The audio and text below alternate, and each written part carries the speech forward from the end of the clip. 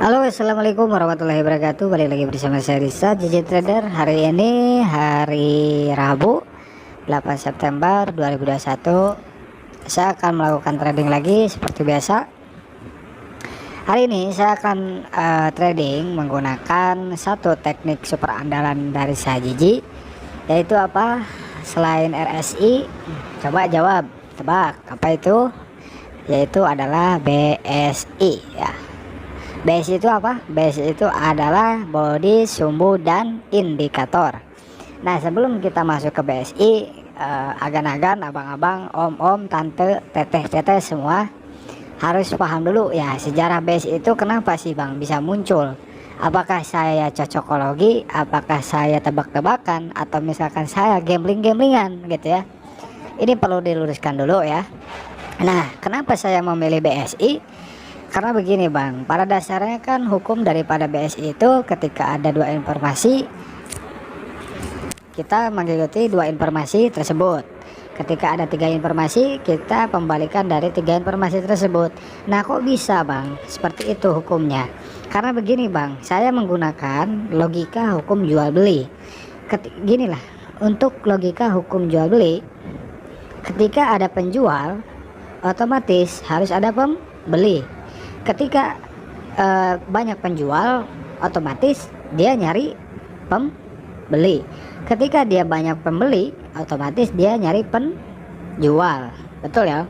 Itu logikanya kan. Nah, kenapa Bang ketika dua informasi dan satu informasi kita ikuti dominan dari dua informasi tersebut? Ya karena contoh seperti ini Bang, ketika dua penjual dan satu pembeli, nah otomatis kenapa kita harus ikuti harga dominan, arah market dominan, yaitu si dua penjual ini? Ya karena kan dua penjual ini ibaratnya diladenin gitu Bang. Oh, ini si penjual ini diladenin, ada nih yang mau beli gitu kan. Jadi jualan saya laku nih gitu kan. Ya udah, dia bakal turun lagi ke bawah gitu, nyari lagi pembeli gitu kan. Nah, kalau misalkan dua pembeli dan satu penjual, nah sama juga gitu, kita ikuti arah dominannya gitu kan. Dua pembeli, oh berarti ke atas nih karena ketika saya beli ada nih yang jual gitu. Wah, paham ya. Nah, terus kalau misalkan ternyata tiga informasi, misalkan tiga pembeli, kok malah pembalikan gitu Bang. Nah, kenapa pembalikan? Ya ini yang disebut overbought gitu. Dia titik jenuh daripada apa ya, daripada resisten gitu, titik jenuh beli gitu. Ini dia pembelinya doang ada kan full, tapi penjualnya mana gitu, nggak ada kan. Nah, makanya saya sebut itu adalah overbought kalau tiga pembeli.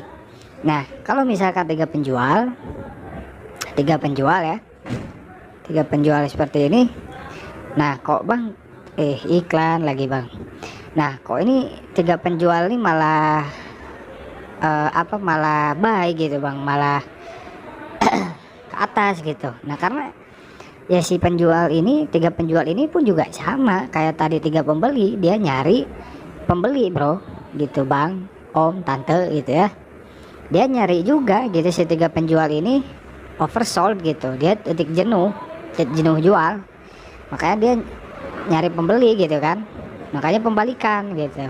Nah, itu ya sejarahnya. Jadi paham ya sampai sini. Jadi nggak ada sama sekali satu pun strategi sajiji yang dicocokologi atau misalkan ngasal-ngasalan gitu Bang ya. Ingat gitu, semua strategi ini semua berdasarkan logika hukum pasar perdagangan jual dan beli gitu ya. Jadi mohon diluruskan mindsetnya terhadap BSI ini ya. Oke, kita langsung praktek aja. Mumpung ini masih aset mata uangnya, aset mata uang 30% ya. Mungkin saya akan trading di aset kripto ya, karena presentasenya kecil. Udah jam 1 kurang nih, 1 kurang 16. Oke, kita langsung masuk ke settingan BSI nya. Ada RSI 1 periode 1 ya, jenuh belinya 0 dan jenuh jualnya 0.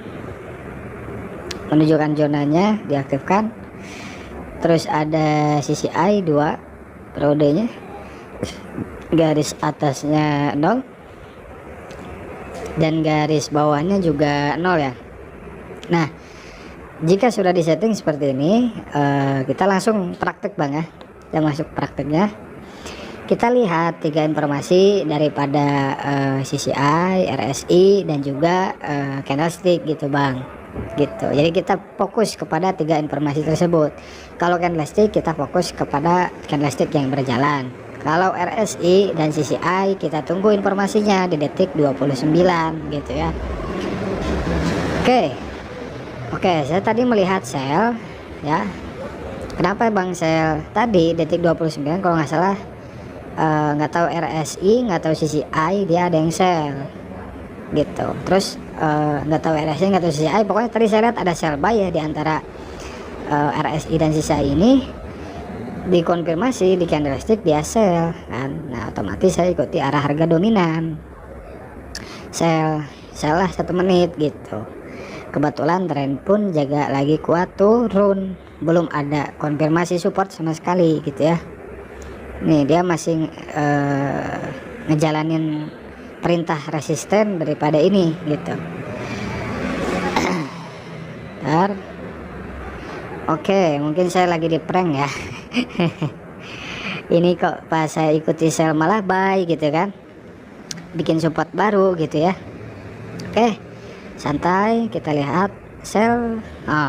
Sell ya 100, bismillah. Aduh, kenapa nggak open detik 30. Oke, tadi di antara RSI dan CCI dia informasinya buy sell ya. Dikonfirmasi di informasi daripada candlestick dia sell ya. Otomatis saya mendapatkan 2 informasi sell dan 1 informasi buy, yang artinya saya melakukan kompensasi sekarang itu searah gitu ya. Gitu. Aduh, kenapa malah naik gitu ya. Ini sih bang, kalau di kripto saya kan sering bilang ya, kalau di mata uang itu akurasinya lumayan tinggi lah, lebih tinggi dibanding kripto gitu. Karena memang masuk akal sih ya. Kalau kripto kan sifatnya agresif dan juga fluktuatif gitu bang. Per detiknya pun ada orang transaksi gitu kan.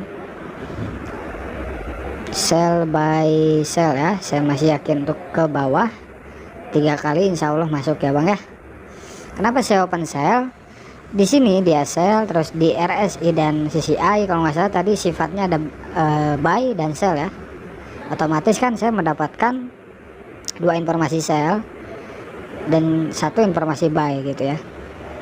Jadi untuk menggunakan BSI ini memang harus betul-betul teliti gitu bang ya, matanya jangan, harus betul-betul sehat gitu ya. Oke, kira-kira masuk apa enggak ya. Kalau saya menduganya, ini hanya menduga bang ya, ciri candle prank itu seperti apa. Ketika kita analisa sell dia malah jadi buy, tapi sifatnya tetap gitu sell gitu bang. Itu menurut saya itu adalah candle prank gitu. Paham gak sih? Paham ya? Aduh, masih. Oh, alhamdulillah masuk ya. Nah, kalau menurut saya ya itu dugaan saya. Kalau misalkan ciri-ciri candle prank, misalkan Anda tadi di sini open posisi buy, open posisi sell ya. Saya open sell di sini. Ternyata dia malah buy. Tapi candlestick buy-nya ini sifatnya juga tetap sell gitu. Paham gak sih? Makanya saya bilang tuh, oh ini mah candle prank gitu kan. Ini pun juga sama gitu. Tadi kan saya open sell di situ. Nah, ini candlenya pun juga sifatnya sell walaupun dia buy. Dia tapi sifat dari candlestick buy-nya tuh sell gitu ke bawah. Makanya saya bilang, oh itu mah mungkin candle prank gitu ya. Oke. Kalau udah masuk tadi kita balik lagi ke 20 ya.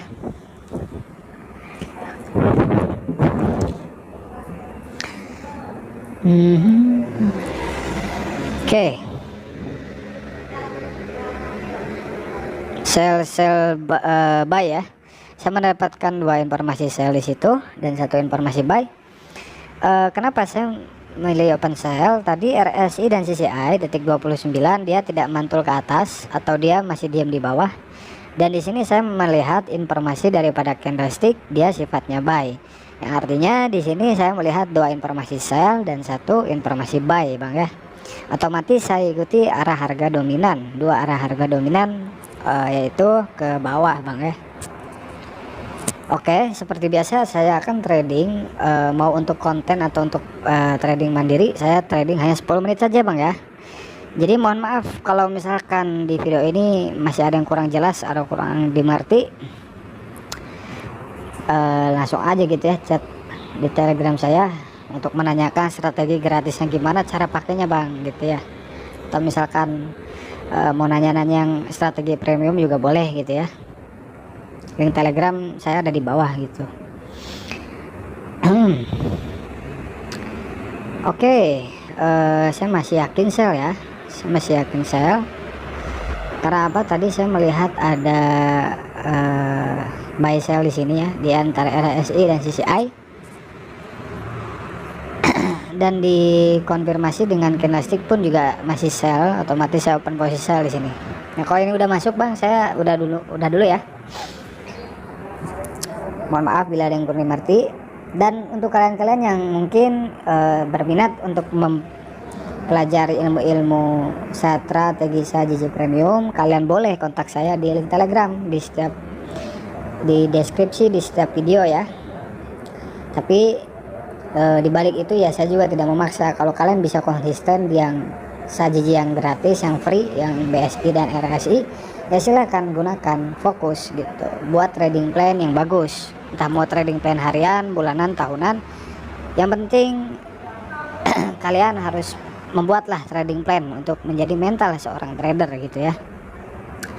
Oke, mungkin mohon maaf bila ada yang kurang dimengerti, dan mohon maaf juga kalau banyak sekali basa-basi, karena memang saya ingin menjelaskan dan meluruskan ya sejarah BSI ini. Karena banyak yang nanya juga di Telegram, Bang, gimana sejarahnya BSI itu bisa muncul? Bukan tebak-tebakan, Bang, bukan cocokologi, Bang, ya bukan dong. Semua juga itu berdasarkan logika ilmu berdagang gitu ya. Oke, mungkin segitu aja dulu videonya. Mohon maaf bila kurang dimengerti. Assalamualaikum warahmatullahi wabarakatuh.